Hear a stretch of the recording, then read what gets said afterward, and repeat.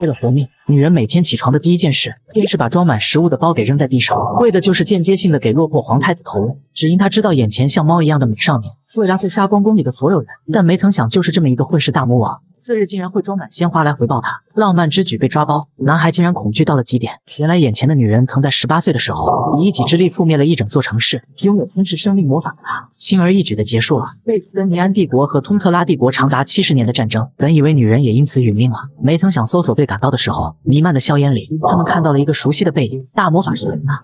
她一副干净利落、毫发无伤的样子，令众人都愣在了原地。其实此时的蕾娜也慌得一批，原来她早已不是原来的那个蕾娜了。穿书而来的她背靠在椅子上，开始思索自己下一步该干什么。记得这本小说已经停刊了，最新一集的评论区里甚至还有作者去世的谣言。如果有人把她召唤到这个世界，会不会是想让她保护些什么呢？于是他开始回忆这本小说的后半部分，贝图跟尼安帝国的反派暴君被男主杀死，随后迅速跟女主确认了彼此的关系。显而易见，这无脑的剧情不是他想要的答案，或许跟敌国的巨龙有关。此时蕾娜的 CPU 都快烧了，他决定先进行观望，尽量不干预这个世界的原设定，以此来找到自己附身的答案。随后大脑得到放松的他来到阳台欢呼。很快帝国为蕾娜举办了一场战争英雄欢迎会。附身前的蕾娜曾答应皇帝会来皇宫进行法式训练，所以蕾娜加倍的小心，生怕出了什么纰漏。毕竟原作最重要的2个人物都在皇宫里，其中有女主的父亲阿斯佩拉达公爵，以及未来的暴君四皇子殿下。他是整部小说里最疯狂的存在。此时的他正在经历人生的低谷期，蕾娜不在乎，反正跟他没有关系。但他没想到的是，对方竟然自己找上门来了。次日他待在皇帝送的庄园里，发现四皇子躲在灌木丛里，监视蕾娜的一举一动。子爵殿下，草丛里是有什么东西吗？大概是只猫吧，不用理会。说罢，蕾娜继续往前走，却被仆人给拦住了。抱歉，子爵大人，您不能再往前走了。正当蕾娜疑惑之际，系统跳出了一个弹窗，言简意赅地描述了四皇子悲惨的境地，似乎在强制引导他去改写剧情。尽管如此，蕾娜依旧不为所动，直到系统开始无休止地跳出弹窗，蕾娜的耐心也终于被磨完。你到底想要我做什么？仆人被吓了一跳。我没想让子爵大人做什么。下午正在享用午饭的蕾娜又再次被弹窗给攻击，她声称男孩的午饭是发霉的面包，这个孩子也从没有喝过热汤。这接二连三的骚扰让蕾娜彻底爆发，随后拿起桌上的面包全部给打包带走了。子爵大人，这是要去哪里？喂猫。原来四皇子之所以如此可怜，是因为皇帝有3个夫人和4个子女，无女出生的二皇妃在皇宫里孤独的生活，生下了4皇子后便离开了人世。皇帝对孩子漠不关心，皇妃们更是对他嗤之以鼻，因此被打入冷宫。亚克在逆风开局下成长到了8岁，他看着地上破碎的镜子，浓密的黑发下，他凹陷的蓝色眼睛无不在提醒自己是个怪物的存在。随后亚克开始翻阅遗落在地上的旧图画书，里面哭泣的怪物看起来跟自己一模一样，肮脏又丑陋。然而有一天，亚克如往常般躲在灌木丛里。子爵小姐，我昨天的求婚对彼此都是一件好事。话还没说完，蕾娜挥了挥手，男人的嘴巴便闭上了。对不起，我很忙。皇宫里有很多魔法师，这一幕让亚克意识到蕾娜在施展魔法，飘逸的紫发以及闲庭信步的模样，让亚克无法将视线从她身上移开。真美，像一朵紫色的花，要是还能见到就好了。凭借如此信念，他每天都会蹲在女人的身旁，蕾娜也不会拆穿他，毕竟他不想篡改原作的剧情。这也正中了亚克的下怀。如今女人带了一箩筐面包来到此处，开始悠哉地吃起了三明治。此时的处境像一只随时要被捕杀的猎物一般。很快蕾娜开始了她的表演，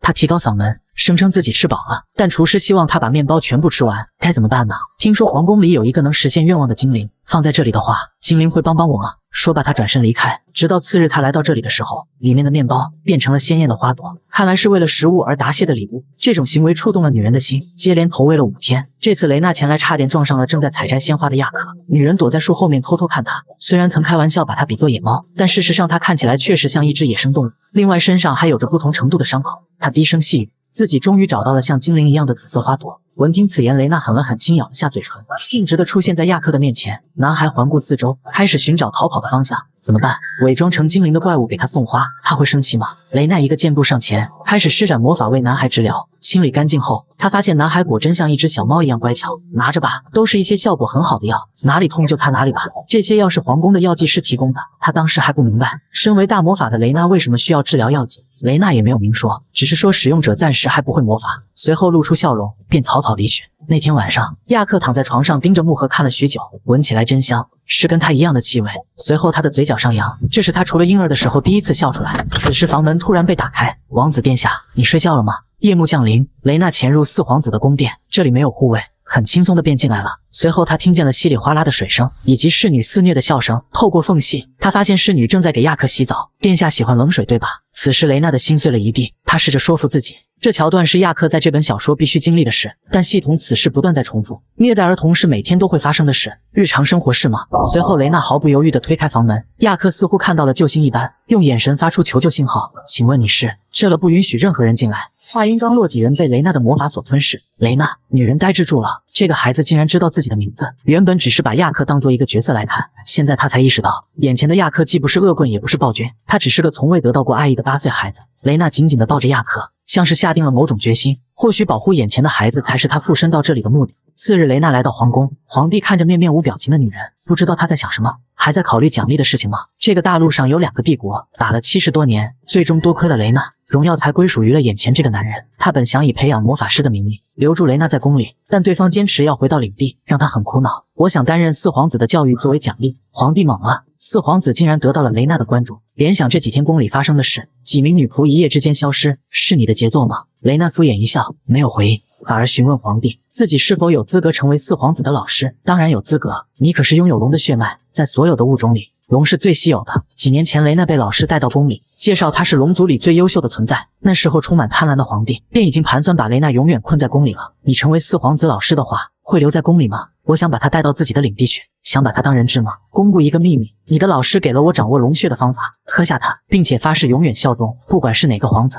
你都可以给他们给带走。此时系统跳出弹窗，发生叛乱后，亚克第一时间斩了皇帝老头。随后雷娜立刻回应，我不喝，不管你信与不信，12年后你就会死了。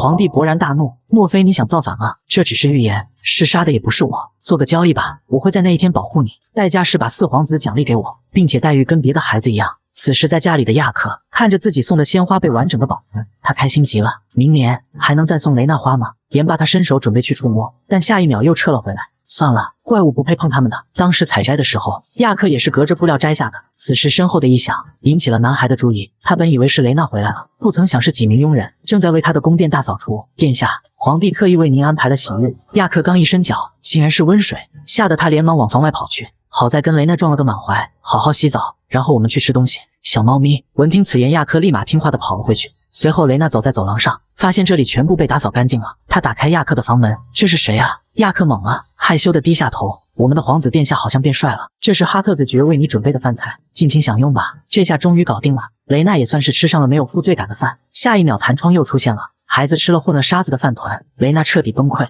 为什么要这么折磨我？次日，雷娜在上课的时候，突然想到了小说的男主是最后一位皇族，准确来说，是大陆上最后一位皇族。原作的雷娜并不是无缘无故毁了敌国的，是因为她做了一个预知梦。敌国的地下有人类不知道的龙巢，从睡梦里苏醒的龙将破坏整个大陆，因此雷娜停止了首都的时间，漂浮在大地上，放养在空中游荡。但最后他们还是衰败了。既然已经改变了亚克的童年，那么男主不幸的童年也改变一下吧。此时敌国的幸存者被关押在了地牢里，他想起家园爆炸的前夕，作为王室的独苗，母亲命令他独自逃亡，如今他被奴隶凡人关押在此。雷娜的到来解决了他阴郁的童年，他扔下一大摞金币，买下了男主，奴隶烙印就不必了，直接让我带走吧。来到屋外，太阳格外的耀眼，雷娜转身为他解开了手铐，拿出了一袋东西给他。这是什么？自由。男孩打开一看，是胜利国的公民的证件。使用敌国的身份苟活，让他的怒火瞬间被点燃。随后甩开雷娜的手，扔掉佩剑，开始了无休止的发泄。不想接受敌人的帮助是吗？那就把它当作利用吧，好好活下去，活下去才有机会过你真正想过的生活。简单几句话，让男孩重拾了生活的希望。他希望在未来的某一天能再次见到这个女人。雷娜褪去帽檐，挥动手中的魔法，把关押在地牢里的奴隶全部给放了出去。好好脱身吧，风是不会停止的。随后雷娜回到家，发现亚克已经在楼梯上等候多时了。小猫咪，你就没有话要对我说吗？男孩思来想去说了句欢迎回家，真不错，是懂事的孩子。得到夸赞后的亚克开心地围着雷娜转起了圈圈。皇子殿下，你愿意当我的学生吗？男孩没有回答。饭桌上，雷娜只好再次询问小猫咪，刚刚的提议你考虑好了吗？亚克没有回答，他深知自己是怪物，没有资格成为雷娜的弟子。眼见男孩默认了，雷娜心情很是愉悦。如果4皇子亲口说不愿意的话，皇帝老头就要选择亚克成为药剂实验的对象了。他决定从现在开始要把亚克带到领地去，直到原作正式开始。你讨厌怪物吗？亚克发出灵魂疑问。不，我喜欢怪物。几天后，两人正式开始迁移。看着对任何新鲜事物都好奇的亚克，雷娜感慨不选择瞬间移动是正确的选择。夜晚随行的骑士声称附近没有村庄，夜晚要露营了。有了雷娜的守护，亚克安稳地睡在床上，看着好不容易摆脱魔爪的男孩，雷娜下意识地抱了上去。但意外还是发生了，半夜屋外发生了激烈的打斗，火光冲天之下，亚克也不见了踪影。几个黑衣人奉皇后之命，制造了今晚的混乱，然后利用安眠药绑走熟睡的四皇子。正当他们以为得手之际，天空突然落下了几块石头，随着时间的推移，越来越多，速度也是越来越快。他们抬头望去，只见雷娜正在操控数以万计石头，准备向他们发出毁灭性的一击。袋子里是我的孩子吗？强烈的压迫感让两人都说不出话来了。显然这是他们无法应对的存在。既然说与不说都是死，男人选择了自尽，但另外一名男子却缺乏了这种勇气。半推半就之下，雷娜选择了帮他一把。随后他来到亚克的面前，他坚信反派没那么容易死。随后弹窗提醒女人，间谍的背后的人是皇妃。皇位之战是吗？真是残忍。很快随行的伙伴也赶到了，雷娜把孩子交给佛森，这个原作里追随了雷娜14年的男人，值得她信赖。我去办点事。此时的皇宫在雷娜赶来之后，现场一片腥风血雨。然而皇后还在嘴硬，仍不承认雷是为何而来。为了打她的脸，雷娜无奈召唤出绑架亚克的黑衣人，道出实情。皇妃依旧不要脸的否认，声称这是诬陷。真是可笑的皇室，孩子没有得到一句道歉还被追杀。眼见雷娜走得越来越近，皇妃的心提到了嗓子眼。四皇子就如同我亲生孩子一般，我怎么会杀他呢？我相信你们，希望未来发生的所有事都跟你们无关。这种级别的阳谋，皇妃显然无法对付，恐惧感印刻在了他们的骨子里。次日，亚克猛然苏醒，发现自己正躺在柔软的床上，身旁还多了个人，是雷娜姐姐。小猫咪开心极了，雷娜的大手一把给他抓了回去。太早了，我还没醒呢，陪我再睡一会吧。睡懒觉是世界上最爽的事情，连大魔法师也喜欢，那亚克自然也得喜欢。雷娜可是他接下来人生的全部。